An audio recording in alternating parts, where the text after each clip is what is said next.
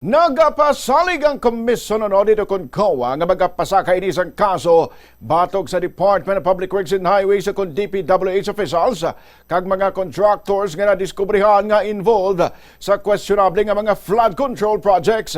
Sa hearing sa Senate Blue Ribbon Committee, ginsiling ni COA Auditor Tracy Ann Sunico nga mga kaso mahimo mapasaka subong nga bulan matapos nga ginapilit ini ni Senator Ronald Bato de la Rosa nga maghatag sang klaro nga sabat bangud nga nagakadulaan sang pasensya mga tawo sa isyu sang korupsyon nga nagakatabo. Ginpahayag sang COA official nga nag-isyu na ang audit team sang DPWH sang notices of disallowances base sa absence o non-submission sa mga disbursement vouchers kag ang mayara sang technical deficiencies pareho sa mga flood control projects sa Bulacan.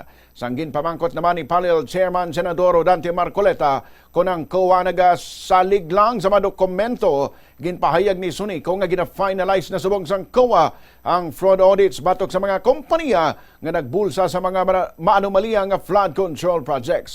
Wala na kontento si De La Rosa sa sabat kay ginhambalan si Sunico nga ang rason nga lapnagon ng ghost projects amo ang uyaya nga paghulag sang COA.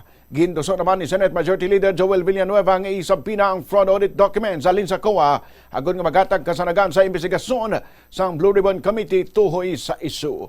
Una nang ginmanduan sang COA ang Technical Service Office ini nga gilayon nga maghimo sang inspeksyon sa tanan nga flood control projects sa Bulacan kag i-prioritize ang mga highest valued projects. Na-retrieve man sang COA Fraud Audit Office ang unang batch sa importante nga mga dokumento nga kinahanglanon para sa investigasyon sa flood control project sa Bulacan. Pahayag sa mga opisina ang mayor nga katuyuan sa special audit amo nga matumod ang mga natabo nga fraud, waste kag mismanagement agud masigurong mabaskog nga accountability kag madasong development sa mapagod kag epektibo nga mga infrastruktura. Pwede pong kasuhan din yung mga persons liable na hindi nag-submit doon sa... Huwag mo muna akong huwag mo akong dalhin doon sa mga papel yan, mga disbursement na yan. Kuha, kung mag-post audit kayo, di ba pupunta kayo sa area, tingnan nyo kung saan ang project? Yes po. O ngayon, hindi nyo nakita. Ano, hanggang kuan lang kayo? Hanggang disallowance lang kayo? Hindi nyo nakita. O ano ngayon? So, hindi ba papilin nyo yan as commission on audit na mag-file lang kaso? Yes po, Your Honor. Yun po yung susunod na hakbang. Ay, susunod. COA. Kailan pa susunod? Kasi naubos na ang pera ng gobyerno ito. Nabayaran na lahat itong project na ito na hindi nagawa. Tapos ngayon susunod pa.